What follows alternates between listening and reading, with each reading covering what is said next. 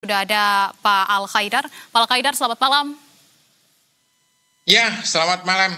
Baik, Pak Haidar, ini sebetulnya sangat mengejutkan sekali Baik, begitu ya, ledakan besar terjadi di lingkungan ataupun di dunia di wilayah pendidikan begitu, yang pada dilakukannya juga tadi terduga pelaku masih berusia 17 tahun. Ledakannya cukup besar dan juga korban luka-luka juga terdapat sangat banyak sekali, Pak Haidar. Tapi kalau Anda melihat tanda-tanda maupun dari fakta yang ada, apa yang bisa Anda baca? Ya, yang pertama bahwa tindakan ini adalah sebuah terorisme, sudah tergolong terorisme karena dia sudah memenuhi beberapa kriteria legal, formal, bahwa lokasi yang diserang itu adalah lokasi umum, publik. Yang kedua adalah bahwa korbannya itu adalah korban sipil, jadi bukan korban militer, jadi ini bukan perang, tapi ini terorisme. Dan yang ketiga adalah adanya simbol-simbol politik ataupun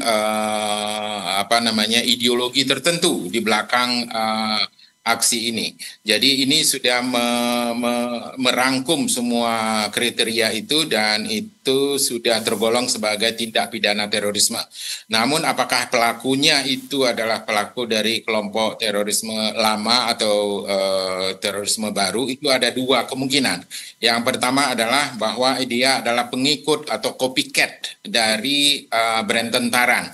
Yang kedua adalah bahwa ada ideologi yang menggerakkan di belakangnya, ada kemungkinan bahwa itu adalah juga dilakukan oleh ideologi orang yang anti terhadap brand tentaran yang pernah melakukan serangan terhadap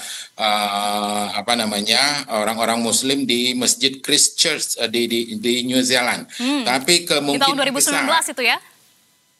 Ya, di tahun 2019 dan kemungkinan besar memang lebih dekat bahwa itu dilakukan oleh kelompok Islamophobia.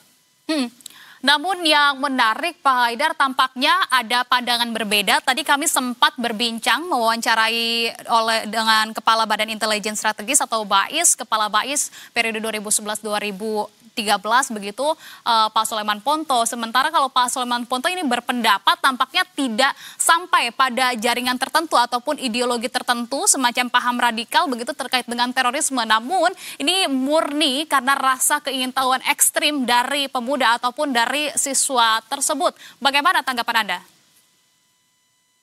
Sebuah tindakan biasanya digerakkan oleh kesadaran ideologis di belakangnya. Jadi kalau itu dianggap tidak ada ideologi, sebenarnya itu adalah tindakan yang vakum ideologi, itu sangat tidak mungkin. Jadi ada ideologi di belakangnya. Kalau pemicunya itu bisa saja macam-macam ya. Ada pemicu psikologis, ada pemicu sifatnya politik, ada yang pemicunya sifatnya sosial. Nah, semua tindakan-tindakan tersebut itu pemicu itu hanya trigger yang bersifat temporer saja, yang bisa sangat kontekstual dalam pengertian bahwa itu kadang-kadang bisa terjadi pada orang-orang tertentu dengan pelaku-pelaku tertentu yang memiliki motif-motif yang berdekatan dengan peristiwa yang dialami, misalnya peristiwa bullying ataupun peristiwa ketidaksuksesan dalam hidup ataupun peristiwa kegagalan-kegagalan tertentu. Jadi itu faktor psikologisnya. Kalau faktor politiknya ada misalnya persoalan kekalahan partai politik ataupun kekalahan pendukung-pendukung tertentu dari calon-calon tertentu. Nah, itu bisa men-trigger itu. Tapi yang harus diingat bahwa semua tindakan itu ada latar belakang ideologisnya yang sangat kuat. Kalau tidak ada latar belakang ideologisnya, itu bukan terorisme. Okay. Misalnya hanya dipicu oleh kegagalan ataupun oleh kekecewaan temporer yang sifatnya sangat psikologis, itu serangan-serangan penembakan seperti yang banyak terjadi di Amerika.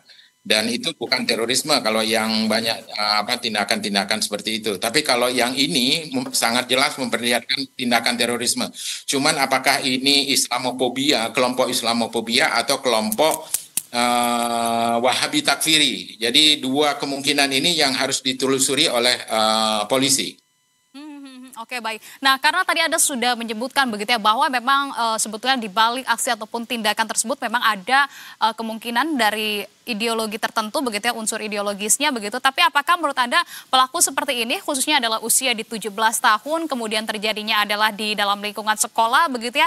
Ini apakah kita sebut kita bagikan kepada masuk ke dalam teroris atau memang ini disebutnya sebagai korban dari paparan terorisme tersebut atau dia bisa saja menjadi jeratan begitu ya, ataupun target dari orang-orang yang kerap kali melakukan aksi terorisme tersebut, Pak Haidar?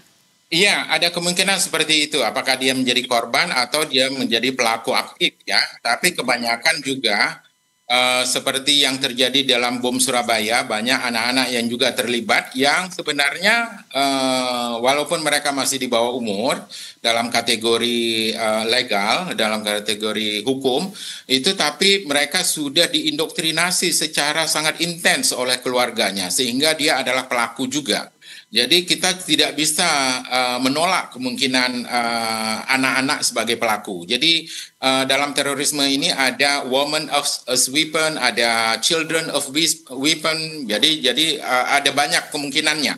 Jadi saya kira melihat dari situasi yang terjadi di sini itu jelas sekali memperlihatkan ada ideologi yang sangat kental yang menggerakkan aksi tersebut.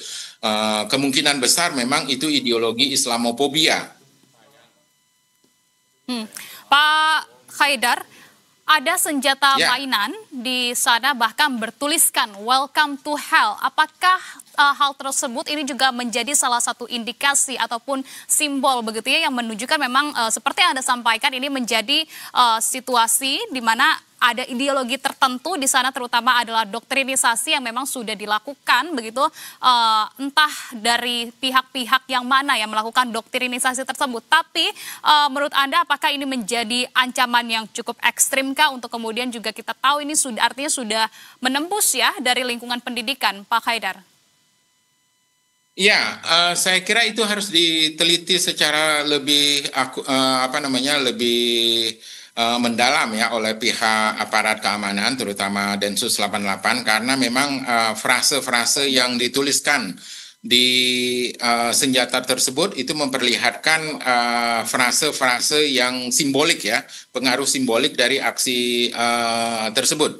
Seperti misalnya ada istilah brand tentaran, welcome to hell, itu adalah copycat ya, copycat dari apa yang dilakukan oleh brand tentaran pada tahun 2016 di Christchurch di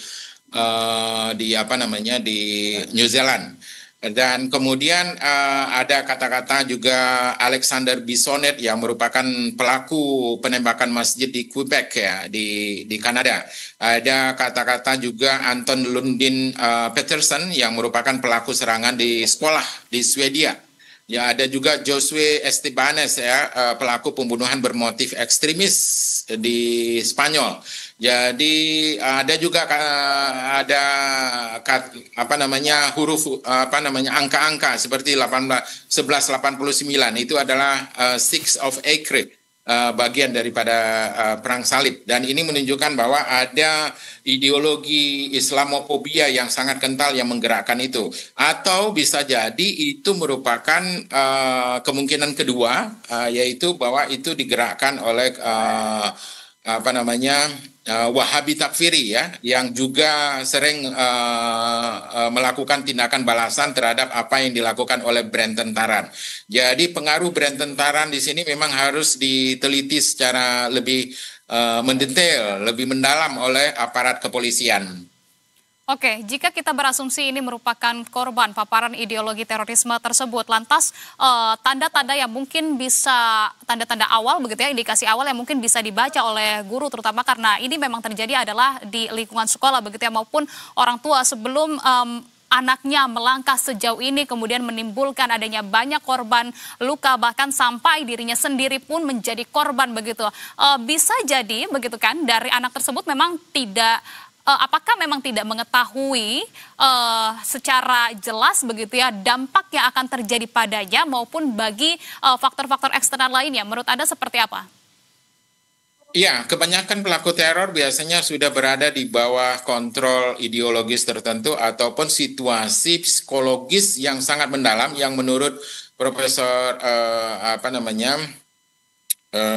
Sarlito Hmm, itu memperlihatkan secara sangat jelas bahwa ada kemungkinan kekecewaan psikologis yang dialami oleh pelaku.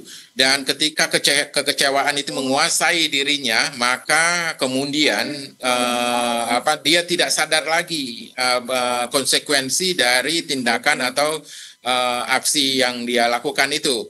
Dan ketika dia sudah dikontrol oleh keadaan seperti itu, maka dia akan sangat sulit untuk sadar bahwa tindakan-tindakan dia itu berimplikasi secara hukum dan secara politik yang sangat luas. Itu yang bisa menjadi motivasi maupun motif begitu ya dari seorang anak muda berusia 17 tahun untuk kemudian bisa melakukan tindakan tersebut. Tapi kalau dalam banyak kasus ekstremisme begitu ya muda ataupun dari tindakan yang cukup ekstrim yang dilakukan oleh anak muda ini polanya seperti apa? Namun jika kita melihat ini bukan dalam koridor terorisme begitu ya Pak Haidar, besarkah kemungkinan seorang remaja memang bisa terpapar karena memang dari paham kekerasannya ini lewat media sosial, dunia maya yang saat ini memang sebetulnya mereka tidak inginkan. Seberapa besar hal tersebut memang berpotensi terjadi menurut Anda? Ya, potensi misalnya kalau yang bukan terorisme, kalau tindakannya bukan terorisme, dia harus dilihat dari konteks kekecewaan psikologis yang bersifat personal. Dan apakah ada agenda-agenda politik, ada pengaruh-pengaruh ideologis di belakangnya. Tapi kalau tulisan-tulisan yang sudah dia ekspresikan, dia tuliskan pada senjata-senjata walaupun mainan ya, dan itu bagi dia itu adalah ekspresi ideologis yang sangat kuat dan dia tidak tahu dan dia tidak sadar bahwa tindakan tersebut itu akan mengakibatkan terjadinya reaksi balik yang sangat besar dan pemerintah memang harus hati-hati. Jadi apa yang dilakukan oleh Menko Polhukam dalam hal ini Pak sudah tepat saya kira. Ya, Pak Jamari Caniago sudah tepat karena menurut saya beliau harus sangat hati-hati dalam memberikan kesimpulan terhadap peristiwa ini karena peristiwa ini jangan sampai kemudian bisa memancing reaksi balik yang akan terjadi terhadap kelompok-kelompok yang kemudian diidentifikasikan sebagai bagian dari pelaku terorisme ini. Jadi ini akan sangat rumit dan saya kira memang pemerintah harus hati-hati di dalam mengumumkan pelakunya gitu.